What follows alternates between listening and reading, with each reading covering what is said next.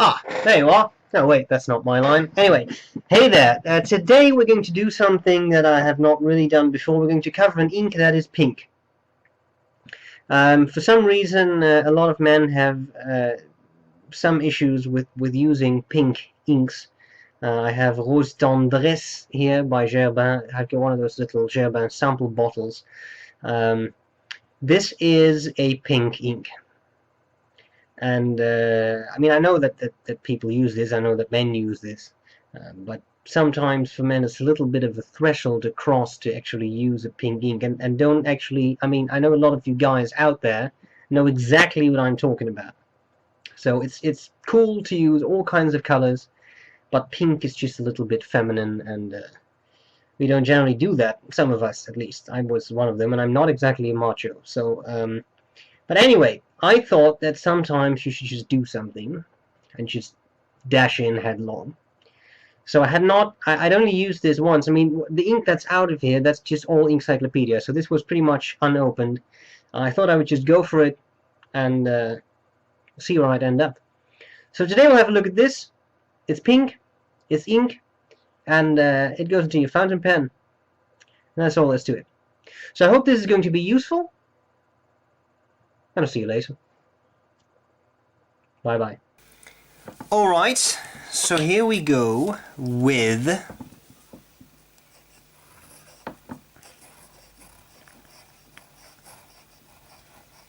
Herbin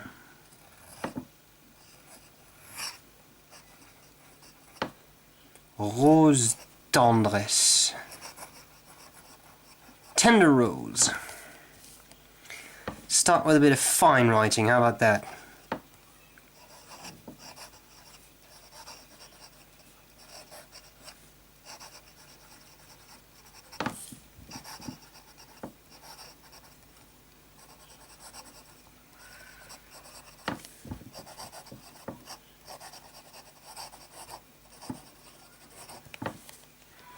That was a tight fit. That means that with broader nibs it's going to be more difficult to fit that in there, but I'm going to do my best.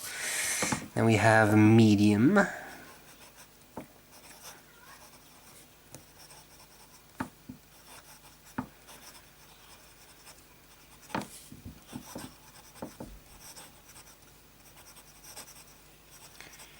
Well, it's a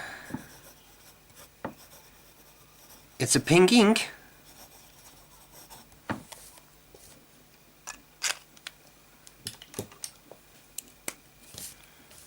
Broad. I just love this nice juicy broad lamy nib.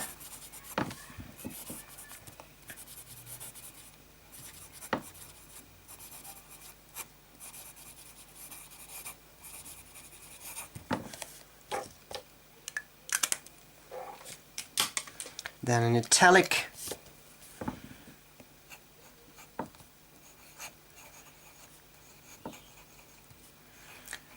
Parsons Essential, very nice pen, very special pen.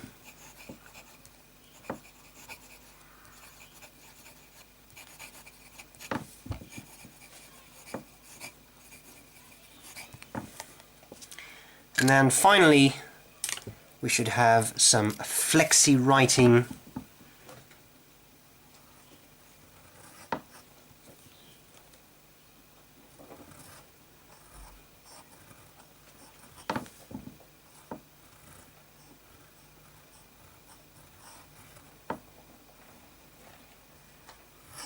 Got some railroading there, but I was going very fast. I think if you go slower...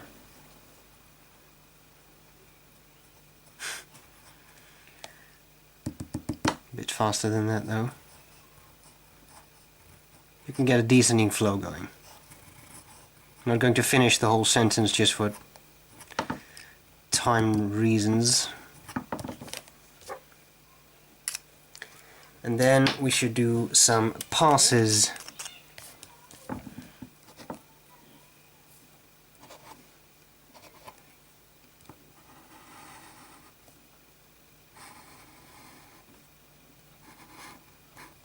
Well, well, well, if that isn't pink. Oh, you know what? Let me just... Right, a fat letter here. What shall we do? I have an idea.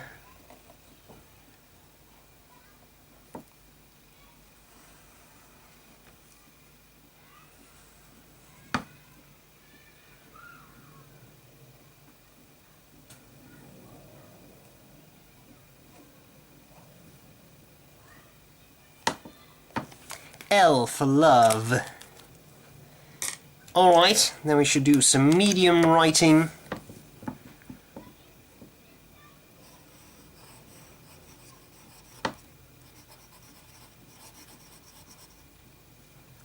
Well, U-M.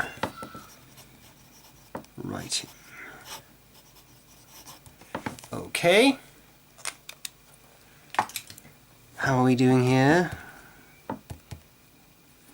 It's almost dry, that's not bad.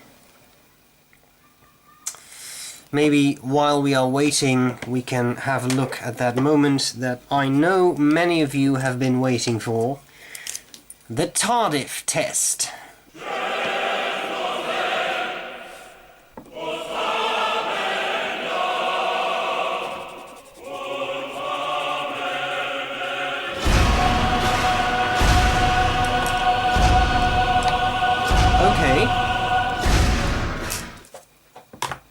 And how are we doing here? Well, it's still a bit wet. That's not too bad. Third pass, well that is second pass. You can't do a third pass before you've had a second pass, you know. There we go. And now we have a small issue here because I want to do a brown benchmark, but this won't fit in there, so we're gonna have to see how I can make that work. Alright, a brown benchmark. That was pretty disappointing, but it's what I can do. My fingers are too large, I'm sorry. Okay, let's have a look at whether we can make any ink disappear there with the bastard brush.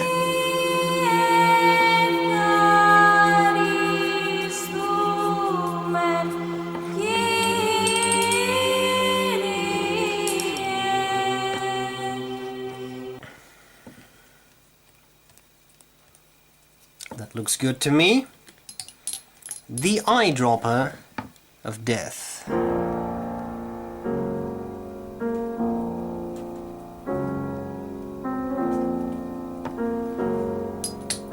And if you don't awfully mind, I'm just going to take a second here to cap that. These are pretty small bottles and they get knocked over fairly easily.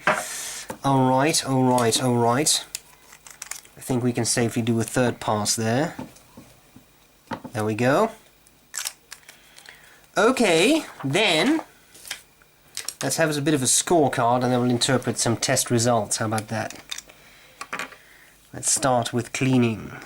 Well, I haven't used this ink a whole lot, but in my recollection it was fairly easy to clean out. We have bleed through. It's more of a question, do we have bleed through? We'll have to see that later. We have color. Well, pink, I suppose. Shading, he sighed. You hear that? I was just actually sighing. Shading. Well, I have to check out some stuff for that. Then we have flow. Well, in honesty, flow is good. I won't give it a full mark. You had some issues with the flex, which I didn't have with previous inks I tested recently, so it's not perfect, but it's okay. Then we have feathering. Well, feathering seems to be good right now, but let's check that out in copier paper too. Then we have drying time. Well, it's not a super fast drying ink, but it's not terrible either. And then we have waterproofness, and for that we need to interpret some test results.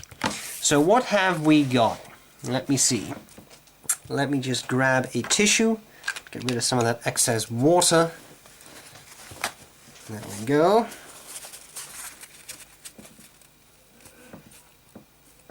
Alright. So, what have we got? Shading. Well, there definitely is some shading. It's not perfect. It's not magnificent shading. It is there. I would say it's a middle score. So, as to shading, I'm going to give that 2 points. You see that here too, it goes from a very tender pink to something that is more cyclamen, I would say, but still very nice. As to, but that's also pretty much confirmed by the Tardif test, it goes from a very light purple to a much more intense, light pink to a much more intense pink. Brown benchmark also kind of shows that. I couldn't let go of the Scottish accent there, sorry. It also shows that. Then you have the water test. Well, as you can see, the water has really diluted the ink and has made it almost illegible, although I have seen worse. I've seen much better too. Same thing here with the large lettering. So waterproofness, it's just an average score. Feathering and bleed through we're going to have to check later, but now I first want to check some more paper, another type of paper, and that is just some cheap copier paper. Let's have a look at what we can do there. How about that? We start with a fine.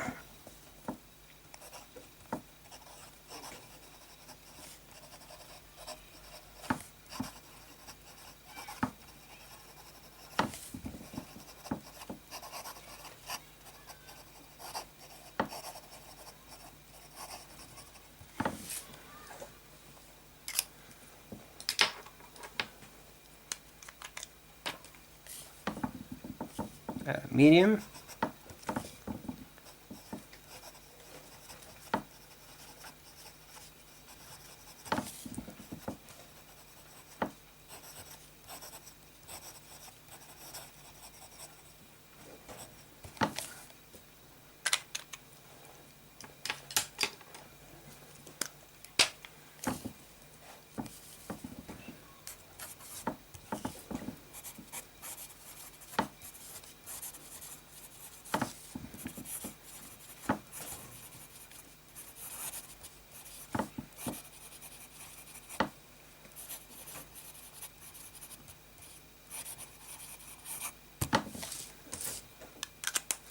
Broad, and then then italic.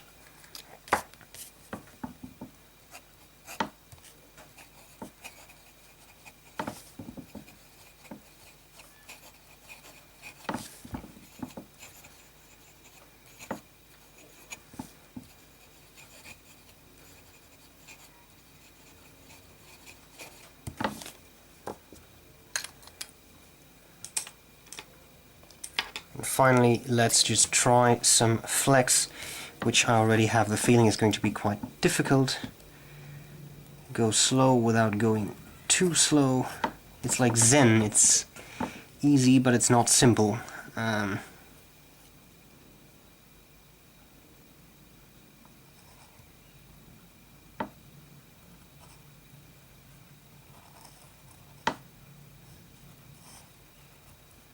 see, there we go.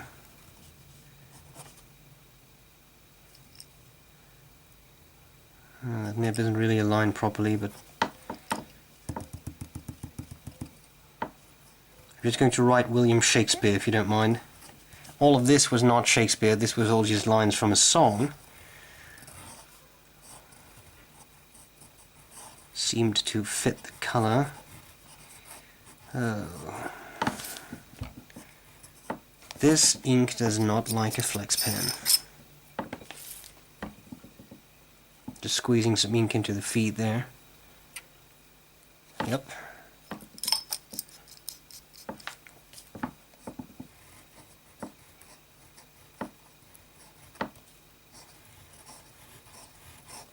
Okay. And then finally, a bit of broad writing.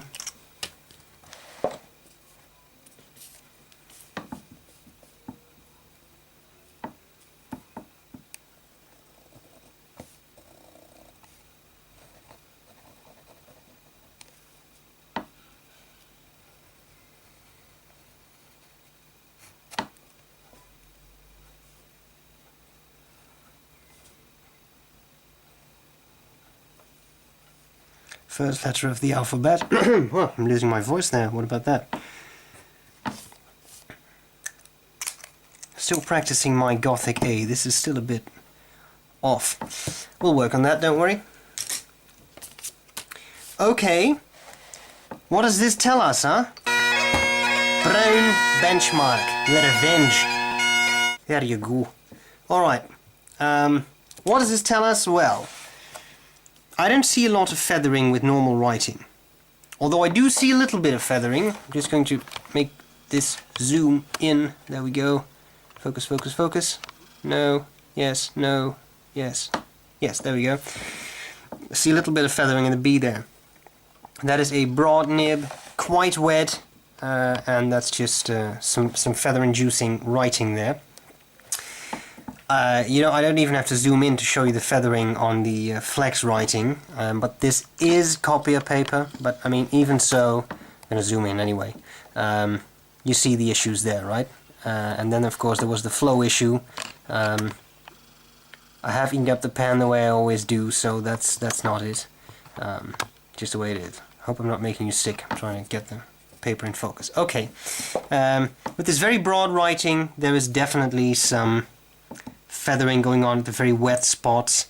And then with the brown benchmark, the extra brown benchmark, yeah, I don't really see a whole lot of feathering there. What about bleed through? Well, that's interesting. I mean, there's broad definitely bleeds through, a little bit of the medium, italic bits. Flex is excessively bled through, and same goes for the very broad nib. What about this? Do we have any bleed through here? This is Rhodia paper where you see bleed through, even with Rhodia in the flex nib. 3 passes, but I mean that's an excessive amount of ink, so that's not strange. With the other test, brown benchmark a bit, but I mean that's a lot of ink too. So in principle, again, this is a matter of the specific paper you use, as always. But still, bleed through, I'm going to give that a 2. You know what? Actually, I find this quite severe. I'm going to give that a 3. Bleed through. Here you go. Okay, and then feathering. Well, there was nothing on the Rhodia. There's a bit with the flex writing. No, it's not an ink that does not feather, but it's not that terrible either. Okay, inkage 1, 4, 6, 8, 10, 12, 14. And then finally, I would like to give you an ink comparison. And now I have to use that bloody flex nib again, which is driving me nuts. But I'll do so anyway, just because I love you guys. Flex, and what we have is here is Herbin. Maybe I shouldn't push it that hard. So Herbin Rose Tendresse. We have some flex stuff, we have some coloring going, we have a bit of line variation.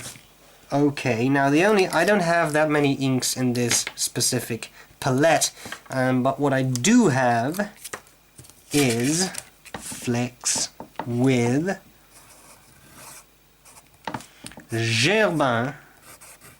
This is probably my preferred. If I have to use a color in this spectrum, it's usually this. This is another Herbin ink, and this is Rose Cyclamant,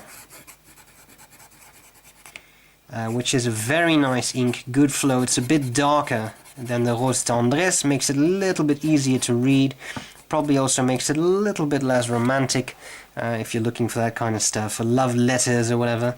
But yeah, I do really like that ink. Has some very nice shading too, and it's one of my favorite Herbin inks. So, there you have it. Inkcyclopedia entry for a pink ink Herbin Rose Tendresse. I hope this was useful, and I'll see you later. Bye bye.